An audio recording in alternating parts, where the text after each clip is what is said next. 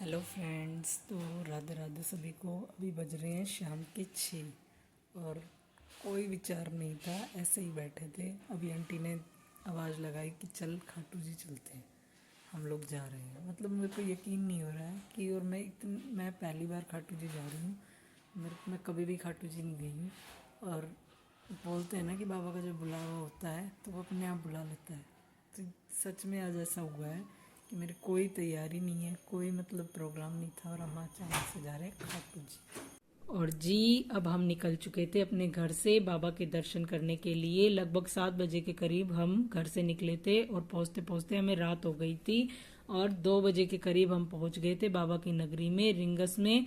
और वहां पर पहुंचकर हमने तोरण द्वार के दर्शन किए। ये आप भी अच्छे से दर्शन कर लीजिए। बाबा सब पर कृपा बनाए रखे। और ये देख लीजिए 2 बजे भी इतनी चहल पहल हो रखी थी, वहां पर मेला सा लगा हुआ था।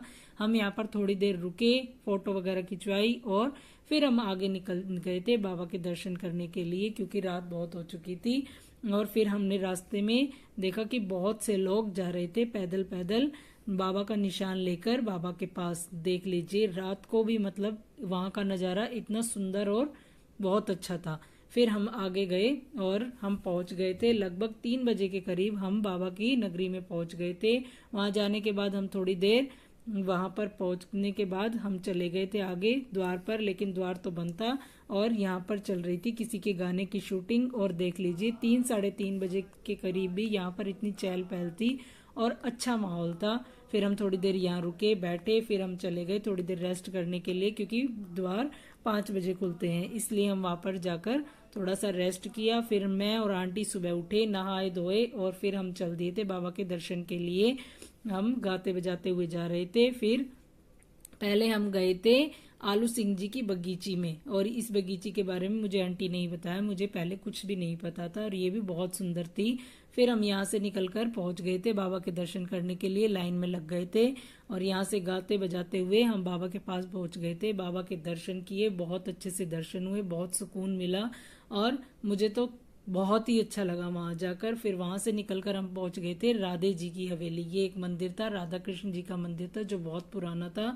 इसके बारे में भी आंटी ने ही मुझे बताया और बहुत अच्छा लगा यहाँ जाकर भी। फिर हम यहाँ से दर्शन करने के बाद चले गए थे मार्केट में। मार्केट में घूमते फिरते हम थोड़ी देर वहां घूमे, कुछ सामान लिया, खाया पिया। फिर हम चले गए थे और आगे। फिर आगे जाने के बाद हम चले गए अपनी धर्मशाला में। ये धर्मशाला ये थी और हम इसी में रुके थे। बहुत साफ सुथरी थी और बहुत अच्छी धर्मशाला थी, कमरे भी बहुत अच्छे थे। फिर यहाँ से निकलकर हम निकल चुके थे अपने घर के लिए।